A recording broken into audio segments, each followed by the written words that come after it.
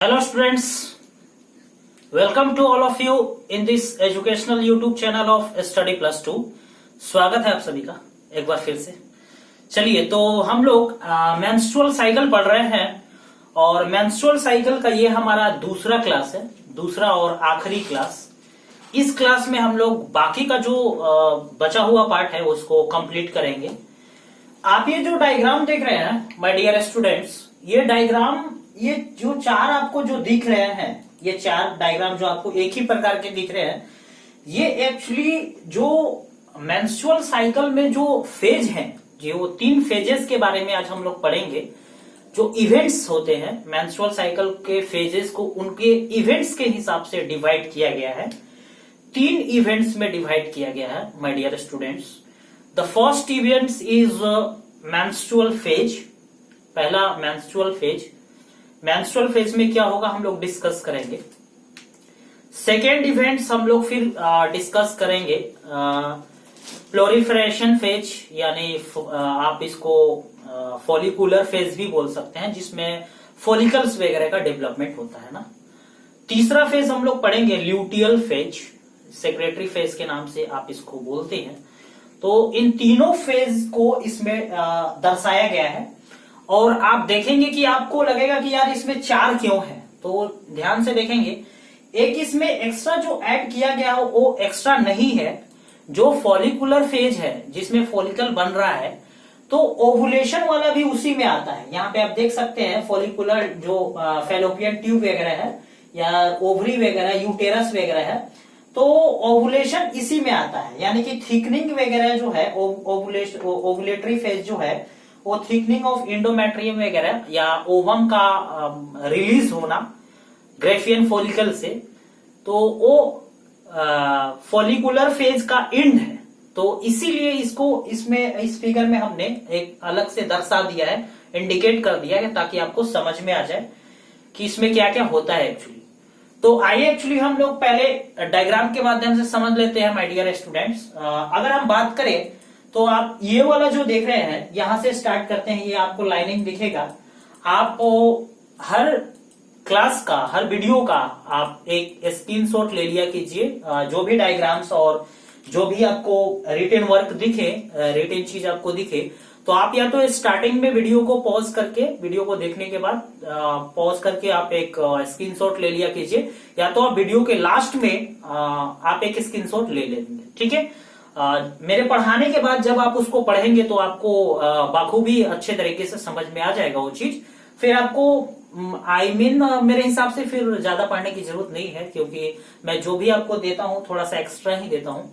ठीक है, आप लोगों के लिए है। इसमें भी कुछ पॉइंट्स है जो एक्स्ट्रा पॉइंट है जो मैंने ऐड किया है आपके लिए, और that will beneficial for you and that help you in also the NEET examination and next other previous year जो क्वेश्चन पेपर आप देखेंगे। तो कुछ क्वेश्चंस हैं जो हमारे पढ़ाए हुए से कुछ नहीं, बहुत कुछ क्वेश्चन जो मैच करेंगे ना। तो अब आप देखिए, पहले इस डायग्राम के माध्यम से हम समझ लेते हैं इन सारी चीजों को कि क्या है। ये जो आप देख रहे हैं, ये आपको दिख रहा है यहाँ पे, आप ध्यान से देखेंगे बाबू, ये आपका मेंस्ट्रुअल फेज है। पहला जो फेज स्टार्ट होता है, मेंस्ट्रुअल फेज स्टार्ट होता है। मेंस्ट्रुअल फेज जो होता है वो 1 से लेकर के 5 दिन के बीच का होता है, जिसमें मेंस्ट्रुअल ब्लीडिंग होती है। क्या होती है बाबू? मेंस्ट्रुअल ब्लीडिंग होता है। अब वो मेंस्ट्रुअल ब्लीडिंग मेंस्ट्रुअल फ्लो के द्वारा आता है, वजाइना से बाहर आता है। अब उसमें क्या क्या रहते हैं आप देखेंगे वहां पे। तो जो आपको ये दिख रहा है, जो इंडोमेट्रियम है, जो इंडोमेट्रियम की जो लाइनिंग होती है, वो लाइनिंग सेडअप हो जाती है, वो लाइनिंग टूट जाती है। और जो इम्पटी ग्रेफियन फॉलिकल है, जो कार्पस ल्यूटियम के रूप में जो आगे चल के मैच्योर्ड हो जाते थे ल्यूटियल फेज में, तो वो सारे रैप्चर्ड होकर के और इंडोमेट्रियम की लाइनिंग वगैरह सारे जो डिजेनरेट होकर के और मेंस्ट्रुअल फ्लो के द्वारा वो बाहर आ जाते हैं। तो यही इसमें दिखाया गया है कि जो इंडोमेट्रियम जो लाइनिंग ये आप देख रहे हैं, ये सेडअप हो जाता है, सेड हो जाता है, गिर जाता है, लाइनिंग टूट जाती है और उसके ब्लड वेसल्स भी टूट जाते हैं, और वही ब्लड वेसल्स वगैरह रैप्चर्ड होकर के और मेंस्ट्रुअल फ्लो के द्वारा बाहर आ जाते हैं। तो वो जो पूरा इवेंट्स होता है 1 से 5 दिनों के बीच का जो इवेंट्स होता है उसे हम मेंस्ट्रुअल फेज कहते हैं, यानी मेंस्ट्रुअल फेज कहते हैं, या मेंस्ट्रुअल इवेंट्स आप कह सकते हैं। माय डियर स्टूडेंट्स, अगर हम मेंस्ट्रुअल इवेंट्स में बात करें तो मेंस्ट्रुअल इवेंट्स आप देखेंगे कि ये जो मेंस्ट्रुअल ब्लड फ्लो है मेंस्ट्रुअल इवेंट्स के दौरान, ये बहुत सी जो वुमेन है, बहुत सी जो आपको फीमेल दिखेंगी, उनमें बहुत से लोगों में, बहुत से फीमेल में 3 डेज का होता है मेंस्ट्रुअल फ्लो, 3 दिन के बाद खत्म हो जाता है। लेकिन 5 डेज तक ऐसा माना गया है कि बहुत से लोगों में, फीमेल में 5 दिन तक वो मेंस्ट्रुअल फ्लो थोड़ा थोड़ा होते रहता है, फिर छठे दिन से वो खत्म हो जाता है ना। तो एक एवरेज रखा गया है 3 to 5 डेज। आपके एनसीईआरटी में भी ये पॉइंट दिया हुआ है कि 3 to 5 days is a average interval in menstrual phase, ठीक है, जिसमें मेंस्ट्रुअल ब्लीडिंग आती है। तो मेंस्ट्रुअल ब्लीडिंग के बारे में हम आपको लास्ट में बताएंगे कि कितना एमएम ब्लड जो है वो बाहर आता है, कितना एमएम क्या होता है, ठीक है। अब दूसरे आप डायग्राम पे आइए। यहाँ पे ये जो डायग्राम आप देख रहे हैं माय डियर स्टूडेंट्स, ये डायग्राम में आप देखेंगे कि दूसरा फेज जो होता है वो फॉलिकुलर फेज होता है, जिसे हम लोग प्लोरिफरेशन फेज भी कहते हैं। तो इस फॉलिकुलर फेज में आप देखेंगे तो डेवलपमेंट हो रहा है, एग का डेवलपमेंट हो रहा है और इंडोमेट्रियम का डेवलपमेंट हो रहा है। यहाँ पे एग और इंडोमेट्रियम का डेवलपमेंट होता है। अब एग और इंडोमेट्रियम का डेवलपमेंट होने के लिए कुछ हार्मोन्स हैं, जो कि 2 हार्मोन ऐसे हैं जो कि पिट्यूटरी ग्लैंड से निकलते हैं।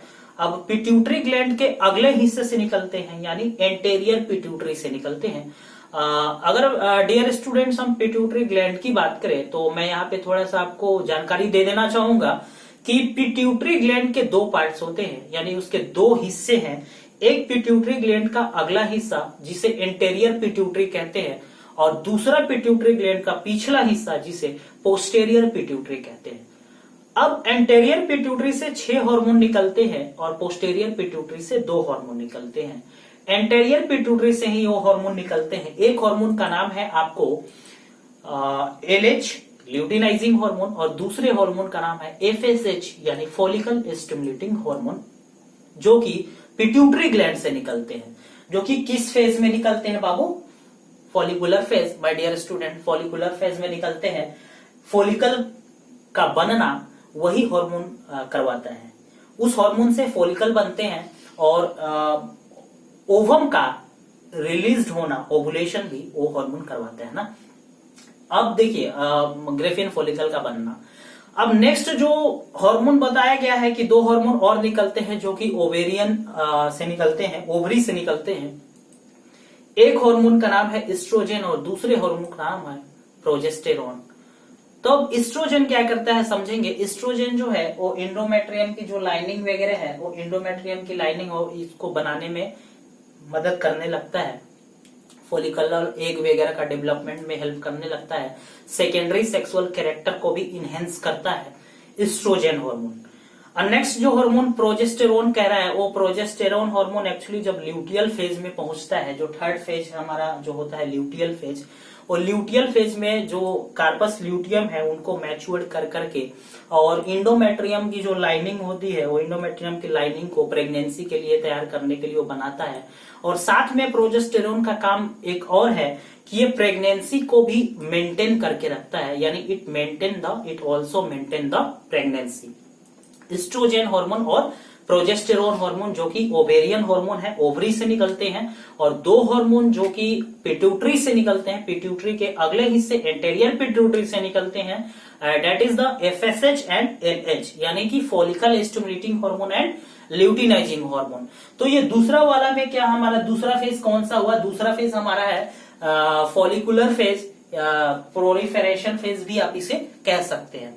नाउ 3rd नंबर पे आते हैं, जो कि सेकंड का इंट स्टेज जो होता है वो ओवुलेशन पे खत्म होता है, यानी कि जो follicular phase and with ovulation. एक पॉइंट हमने आपको लिखवाया है यहाँ पे कि फॉलिकुलर फेज जो है वो ओवुलेशन पे खत्म हो जाता है, यानी कि जब ओवुलेशन हो जाता है, ओवुलेशन कंप्लीट होने के बाद, एग का रिलीज होने के बाद ग्रेफियन फॉलिकल से वो 3rd फेज पे आ जाता है, that is your luteal phase, जिसे हम लोग ल्यूटियल फेज या सेक्रेटरी फेज कहते हैं।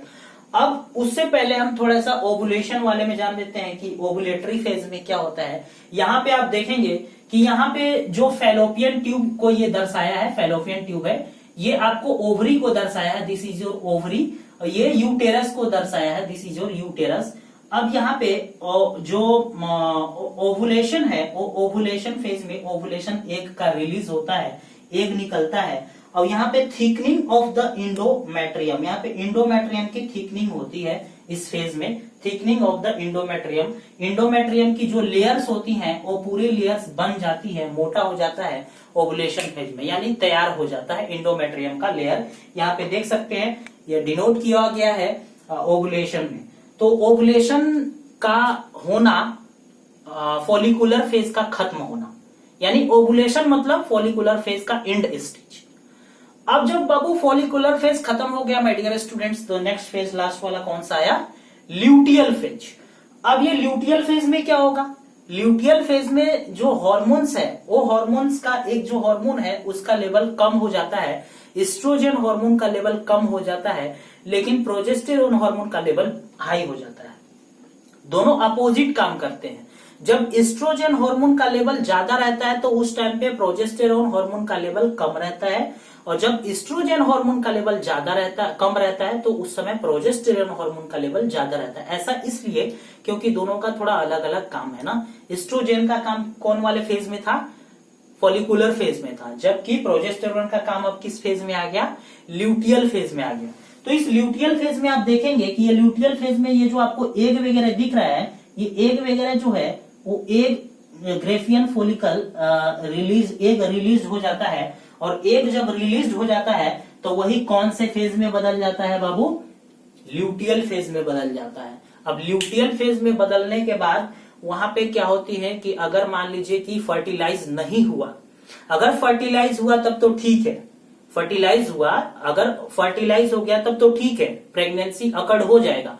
लेकिन अगर फर्टिलाइज नहीं हुआ तो वही जो ल्यूटियल फेज में फिर क्या हो जाता है कि इंडोमेट्रियम की जो लाइनिंग होती है वो सेड होने लगता है, सेडअप होने, फिर वही चीज आ जाता है। अब सेडअप हो करके फिर क्या हो जाता है कि वो उसके लाइनिंग और उसके ब्लड वेसल्स फिर मेंस्ट्रुअल फ्लो के द्वारा बाहर आ जाते हैं, एंड फिर रिपीटेड हो जाता है मेंस्ट्रुअल साइकिल और मेंस्ट्रुअल फेज। तो ये आपने देखा कि ये जितने भी हैं, ये जो ये आप पूरा डायग्राम देख रहे हैं बाबू, this is the symbol of menstrual cycle, कि मेंस्ट्रुअल साइकिल एक बार नहीं बल्कि बार बार होता है, साइक्लिक ये चलते रहता है। तो ये डायग्राम वही शो किया है। तो इस डायग्राम को आप समझ गए होंगे, तो मुझे पूरी उम्मीद है कि अब जो लिखा हुआ है ये सारी चीजों को अब आप बाकायदे अच्छी तरीके से समझ जाएंगे। ठीक है, आप इसका एक स्क्रीनशॉट ले लीजिएगा।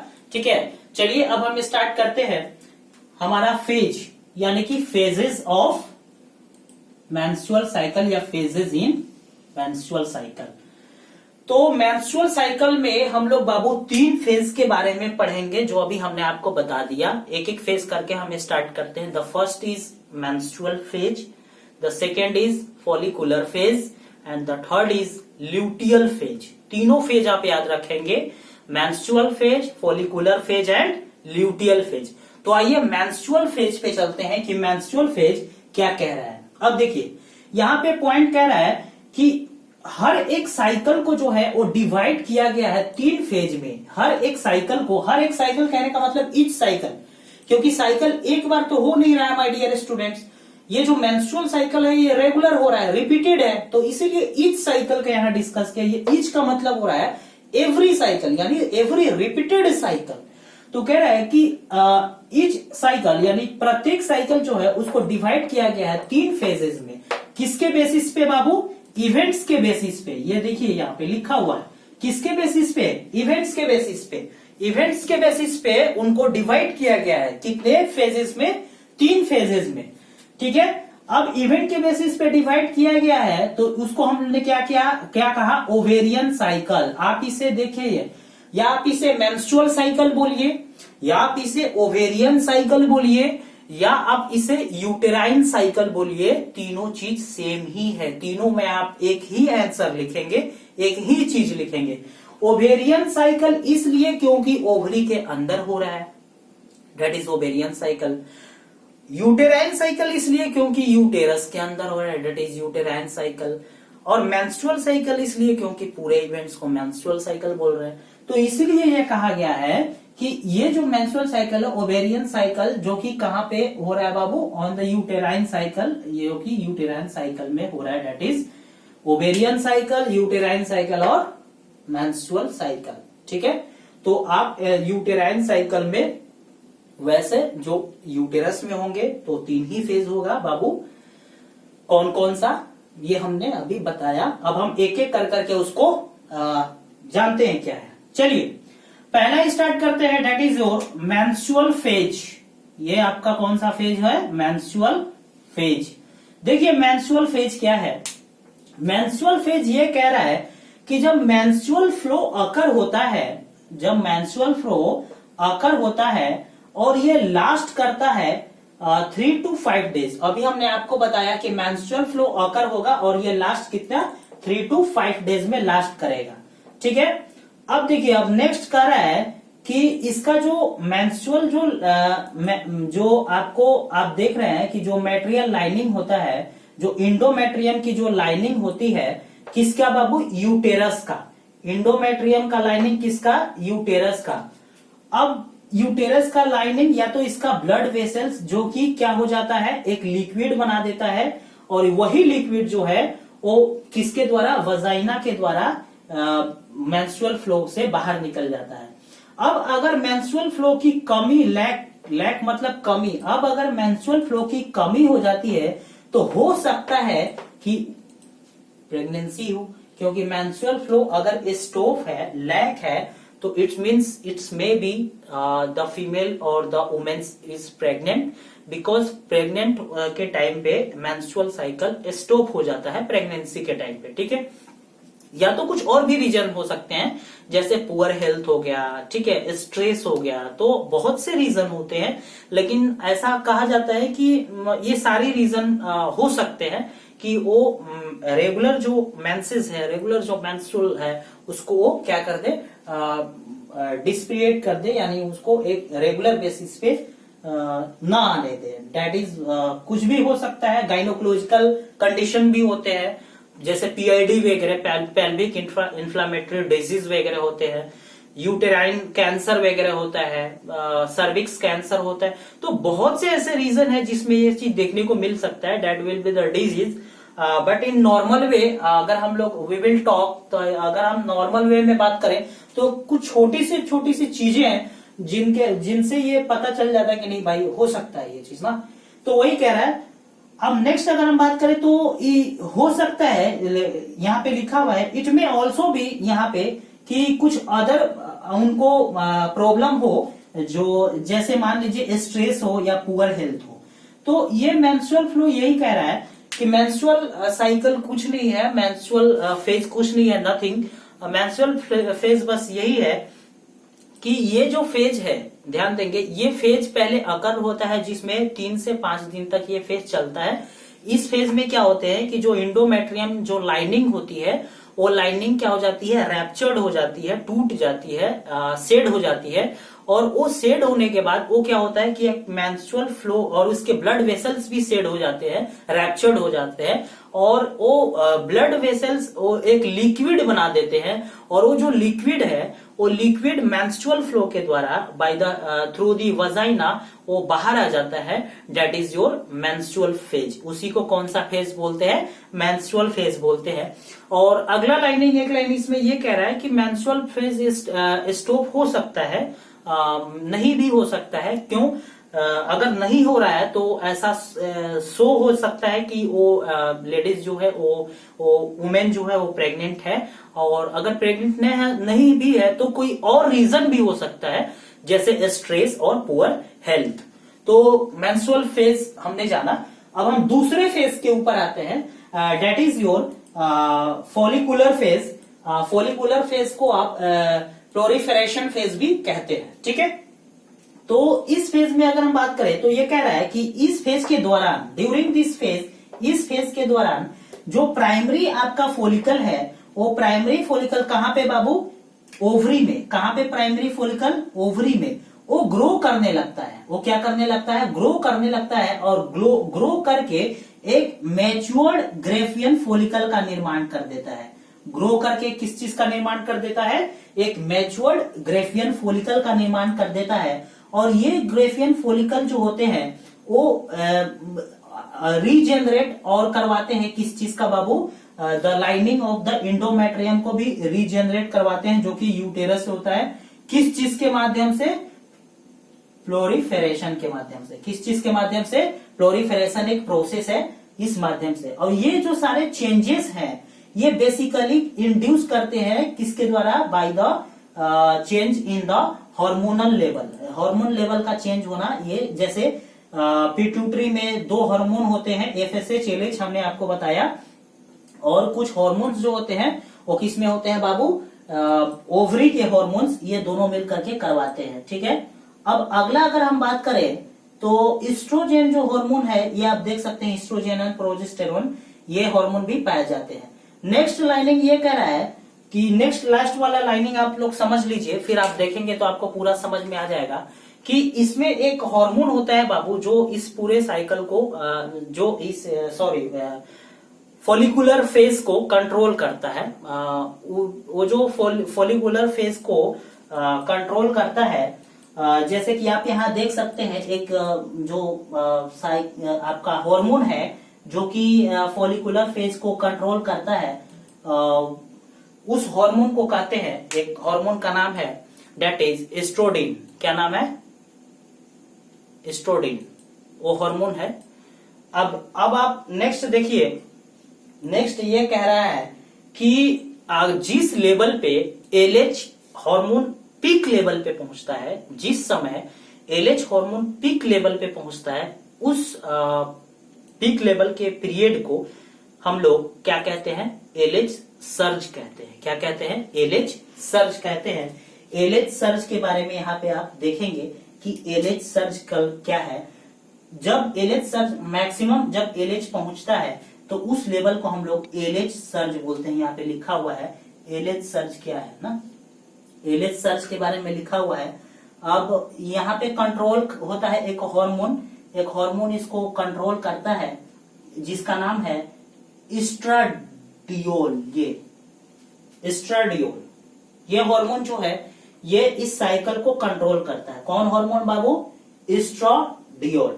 अब ये जो एस्ट्राडियोल हार्मोन है, ये एस्ट्राडियोल हार्मोन एक बहुत ही इंपॉर्टेंट हार्मोन है। एस्ट्राडियोल हार्मोन जो कि फॉलिकुलर फेज को कंट्रोल करता है। ये एम्स का क्वेश्चन है, एम्स में आया हुआ क्वेश्चन है कि विच hormones control the follicular phase. चलिए बाबू, अब हम तीसरे फेज के ऊपर आते हैं। माय डियर स्टूडेंट्स, आप देखेंगे कि जो हमारा तीसरा फेज है, तीसरे फेज का नाम हमने आपको बताया था ल्यूटियल फेज। ल्यूटियल फेज यहाँ पे भी आपको डिनोट किया गया है। दिस इज जो ल्यूटियल फेज, ये जो लास्ट वाला फेज है ल्यूटियल फेज, जिसमें आप देख सकते हैं कि इंडोमेट्रियम वगैरह जो है, जो कार्पस ल्यूटियम, जो आपको थिकनिंग वगैरह के बाद वाला जो पार्ट है, तो that is your luteal phase. Luteal phase में आप देखेंगे, पहले ल्यूटियल फेज को हम एक बार आपको बता देते हैं। दोस्तों, अगर अभी तक आप लोगों ने हमारे इस चैनल को सब्सक्राइब नहीं किया है माय डियर स्टूडेंट्स, तो सब्सक्राइब कर ले।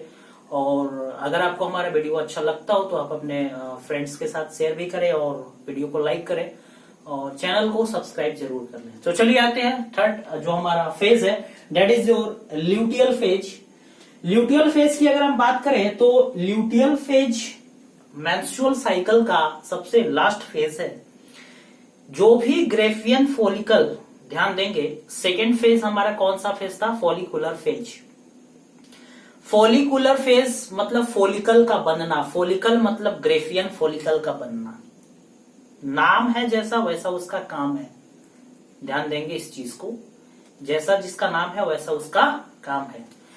तो कहने का मतलब, अब ग्रेफियन फॉलिकल में जब ओवुलेशन हो जाता है फॉलिकुलर फेज में, तो ओवुलेशन के बाद जो इम्प्टी ग्रेफियन फॉलिकल है उसमें से एक तो रिलीज हो गया, ओवम तो रिलीज हो गया, लेकिन जो ओवम रिलीज होने के बाद जो खाली वाला ग्रेफियन फॉलिकल बचा है वो ग्रेफियन फॉलिकल फिर किस में ट्रांसफॉर्म हो जाता है, कार्पस ल्यूटियम में ट्रांसफॉर्म हो जाता है। ग्रेफियन फॉलिकल किस में बदल जाता है, कार्पस ल्यूटियम में जब बदल जाता है, यानी ल्यूटियल में बदल जाता है। तो अब वहां से जो फेज स्टार्ट हो जाता है, इसीलिए उस फेज का नाम क्या है बाबू, ल्यूटियल फेज। क्या नाम है इस फेज का, ल्यूटियल फेज। ल्यूटियल फेज में अब देखिए क्या होगा, ल्यूटियल फेज में सबसे पहले क्या होगा कि इस फेज के दौरान, during this phase, the remaining Graafian follicle और we can say the empty Graafian follicle is transformed into corpus luteum. अब कार्पस ल्यूटियम में बदलने के बाद अब वहां पे एक हार्मोन का सिक्रीशन बहुत ज्यादा डेवलप होने लगता है, बहुत ज्यादा हार्मोन का सिक्रीशन होने लगता है। यानी कि corpus luteum which produce or which secretes a large amount of progesterone hormone। Progesterone hormone का सिक्रीशन बहुत ज्यादा बढ़ जाता है, किस फेज में, ल्यूटियल फेज में। और जब प्रोजेस्टेरोन हार्मोन का सिक्रीशन बहुत ज्यादा बढ़ जाता है तो प्रोजेस्टेरोन का काम है कि इंडोमेट्रियम की लाइनिंग को बनाने के बाद उसके बाद प्रेगनेंसी को मेंटेन करना, ये सारा काम किसका है बाबू, प्रोजेस्टेरोन का काम है। अब क्या होगा कि अगर मान लीजिए एक फर्टिलाइज हो गया तब तो प्रेगनेंसी होगा, यानी कि ओवम अगर स्पर्म के साथ फर्टिलाइज हो गया तो प्रेगनेंसी अकड़ होगा। अगर नहीं हुआ, यानी जब प्रेगनेंसी अकड़ होगा तो मेंस्ट्रुअल फ्लो यानी मेंस्ट्रुअल साइकिल रुक जाएगा, स्टॉप हो जाएगा।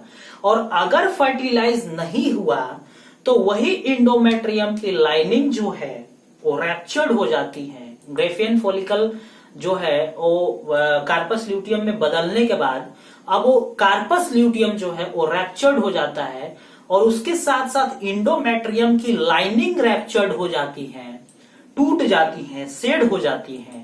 और ये फिर शेड होने के बाद एक लिक्विड का फॉर्म कर देते हैं और फिर वो वेजाइना के थ्रू मेंस्ट्रुअल फ्लो के द्वारा बाहर निकल जाते हैं। यानी वह मार्क कर देता है कि अब नेक्स्ट साइकिल आने वाला है, the end of the luteal phase which marks the beginning of the next one cycle. ध्यान देंगे आप इस चीज को, कब, when the egg will not fertilized with sperm or when the fertilization will not take place or when the fertilization will not occur, then the empty Graafian follicle which is converted or which is transformed into the corpus luteum is shed or ruptured along with the blood vessels of uterus, the endometrium lining of the uterus along with its blood vessels, and they form a liquid, and this liquid along with the luteum, along with the endometrium lining is passes or it's extracted out through the vagina। Getting my point? मुझे उम्मीद है आपको ये चीज समझ में आ गया होगा, पूरा मेंस्ट्रुअल साइकिल आपको समझ में आया होगा। तो आइए अब इस चीज को, यही चीज लिखा हुआ है, यही चीज यहां पे लिखा हुआ है जो अभी मैंने आपको पूरा बता दिया एक स्टोरी के माध्यम से, एक स्टोरी वे में हमने आपको पूरा मेंस्ट्रुअल साइकिल बता दिया है।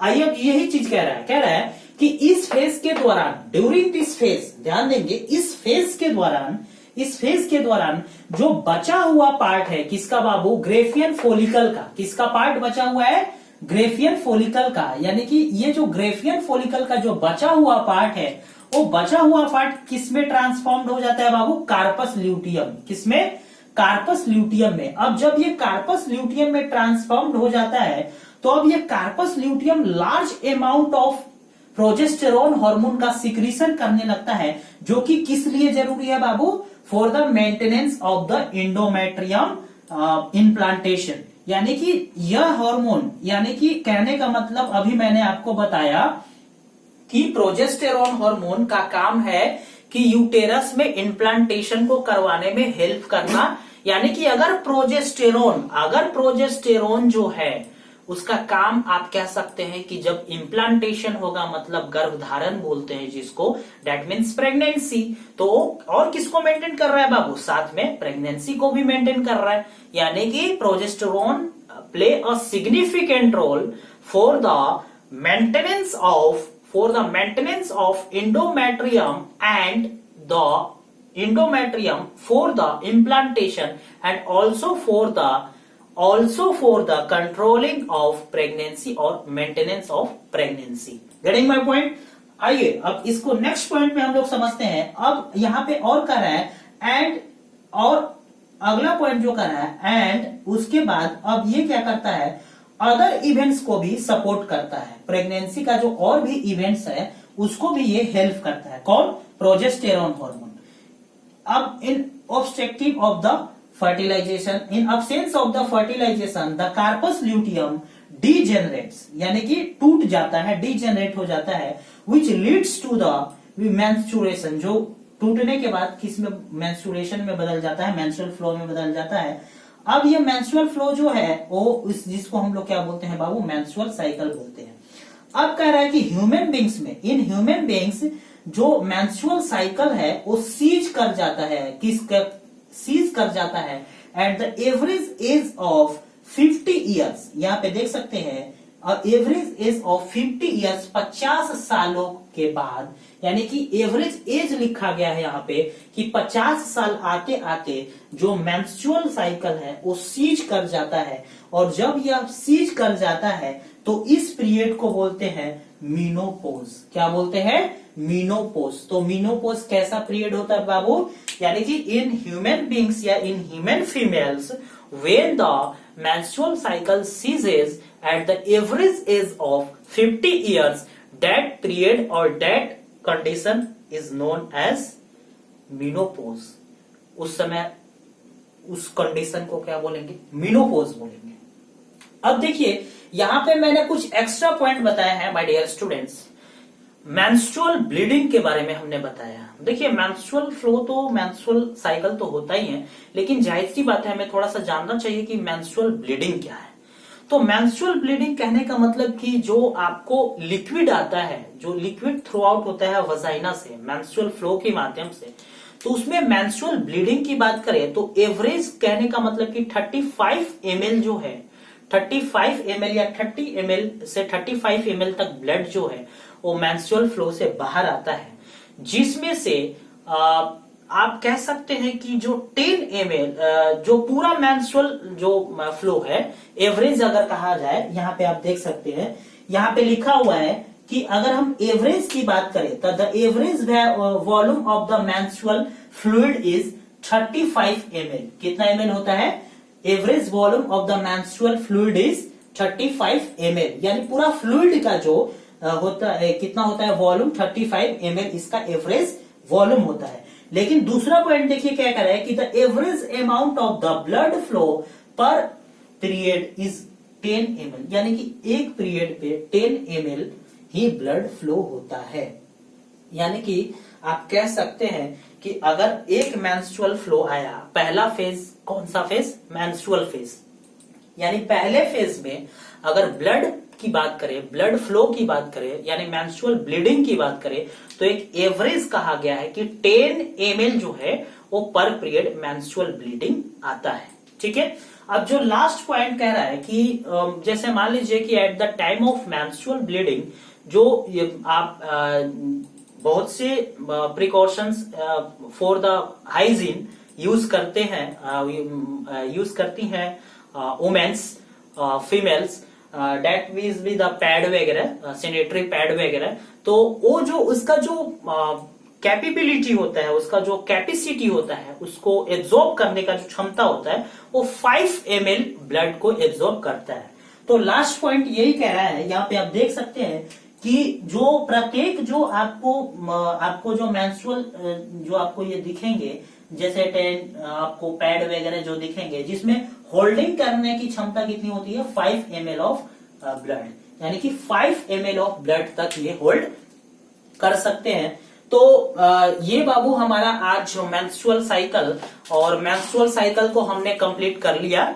तो आप इसका एक स्क्रीनशॉट ले लीजिएगा लास्ट में, ठीक है। जाते जाते हम आपको बोल देंगे, आप एक स्क्रीनशॉट ले लीजिएगा। अब बाबू नेक्स्ट हम लोग स्टार्ट करेंगे क्लास, माय डियर स्टूडेंट्स, वो स्टार्ट करेंगे फर्टिलाइजेशन एंड इम्प्लांटेशन। फर्टिलाइजेशन क्या है, इम्प्लांटेशन क्या है, अब आपको बाकायदे अच्छी तरीके से समझ में आएगा। तो एक बार फिर से मैं आपसे रिक्वेस्ट करूंगा कि हमारे चैनल को सब्सक्राइब करें और हर वीडियो को अपने दोस्तों के साथ शेयर करें जो फ्रेंड्स आपके बायोलॉजी से हैं, जो नीट का प्रिपरेशन कर रहे हैं। बहुत जल्द हम 11th क्लास के लिए भी स्टार्ट करने वाले हैं, from the basic biology to the top level of the bio. ठीक है, तो मिलेंगे आपसे नेक्स्ट वीडियो में। तब तक के लिए thank you and have a nice day and love you all.